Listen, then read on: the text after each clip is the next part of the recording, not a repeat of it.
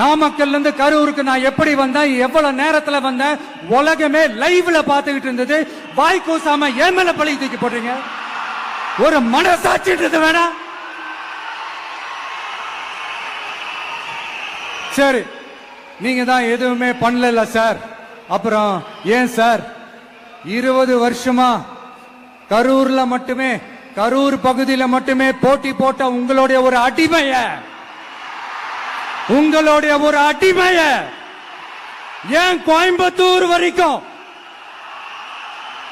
ஏன் கோயம்புத்தூர் வரைக்கும் ஓட வச்சீங்க?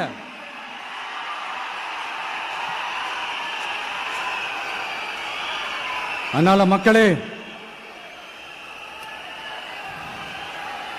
அத்தனை வழிகளையும் தாங்கிக்கிட்டு உங்களுக்காக நீதி கேட்க வந்த இந்த விஜய், இப்ப உங்களுக்கு நான் உங்ககிட்ட நீதி கேட்கிறேன். நீங்க தயவு செஞ்சு எனக்கு நீதி வழங்கணும்.